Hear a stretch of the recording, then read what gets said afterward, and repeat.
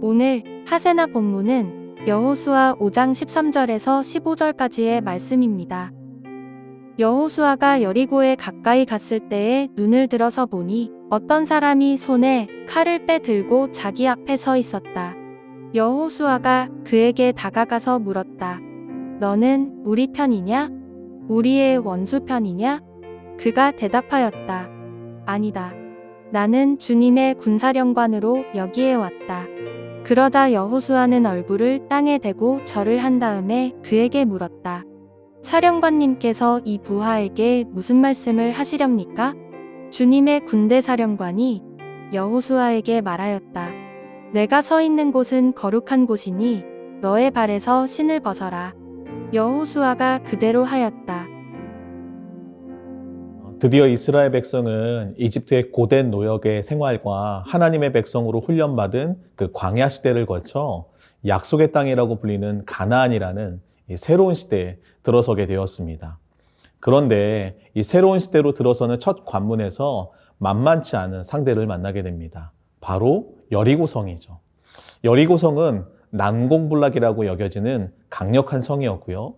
이스라엘 백성은 이 첫 관문부터 쉽지 않은 도전 앞에 놓이게 된 것입니다. 그렇게 중요한 전쟁을 목전에 둔 상황에서 여호수아의 마음은 어땠을까요? 성경에 자세하게 소개되지는 않았지만 아마도 여호수아에게도 여리고성 전투는 어느 정도 부담이 있었을 것이라고 생각이 돼요. 오늘 말씀은 그런 여호수아 앞에 어떤 한 사람이 등장했습니다. 그것도 이 평범한 사람이 아니라 이 손에 칼을 든 이 무장한 군인처럼 보였죠. 그래서 여호수아는 그에게 가까이 가서 당신의 소속이 어디 있냐라고 묻습니다. 그때 여호수아에게 돌아온 대답이 무엇입니까? 주님의 군사령관, 즉 개역 개정판에는 여호와의 군대장관이라는 대답이 돌아오죠.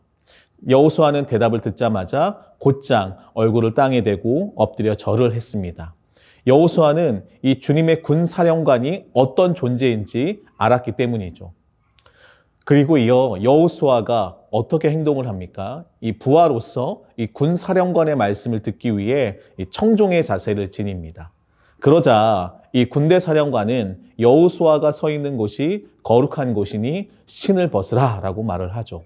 그러자 곧장 여호수아는 명령에 순종하여 신을 벗었습니다. 여러분 혹시 오늘 말씀을 읽으면서 이 비슷한 말씀이 혹시 떠오르지는 않으시나요? 바로 모세의 이야기가 떠오르게 됩니다. 하나님은 이 모세에게도 동일한 말씀을 하셨죠. 성경은 지금 여호수아가 모세와 같은 역할을 하게 될 것이고 모세와 같은 존재라는 것을 드러내주고 있는 것입니다. 새로운 시대에 이 새로운 땅으로 입성해야 하는 이 중요한 도전 앞에 있는 여호수아에게 하나님이 전달하신 말씀이 바로 내 발에서 신을 벗으라는 것이었죠.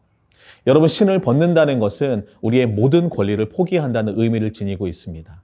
즉, 하나님이 여호수아에게 요구하신 것이 무엇입니까? 하나님의 주권, 즉 로드십을 인정하는 것이었습니다.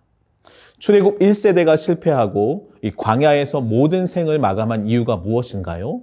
바로 하나님의 주권을 인정하지 않았기 때문입니다. 하나님께서 주신 약속을 믿지 않고 자신의 생각대로 행동했기 때문인 것이죠. 결국 이 주님의 군사령관과 여호수아의 만남은 아무리 이 새로운 시대가 도래했고 약속의 땅에서 새로운 삶이 시작되었지만 이스라엘에게 있어서 가장 중요한 우선순위가 무엇인지 오늘 사건을 통해서 보여주는 것입니다. 곧 이스라엘에게 있어서 여전히 가장 중요한 우선순위는 무엇입니까? 바로 여호와의 주권을 인정하는 것, 즉 이 로드십을 인정하는 것입니다.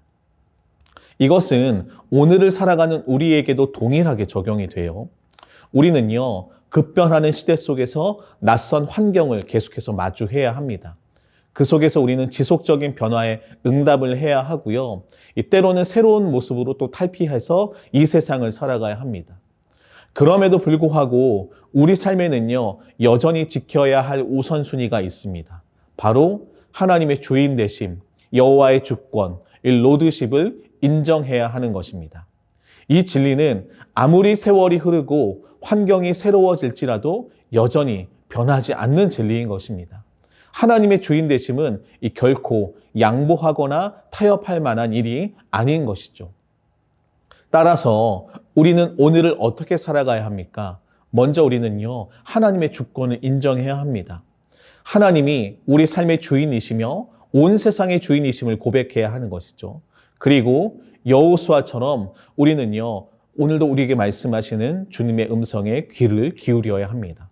그래서 오늘도 말씀하셔서 우리 삶을 이끄시는 주의 말씀 앞에 겸손히 순종해야 하는 것이죠. 여호수아가 이 군대 장관의 명령에 그대로 행한 것처럼 우리도 하나님으로부터 주어진 그 말씀에 순종해야 하는 것입니다.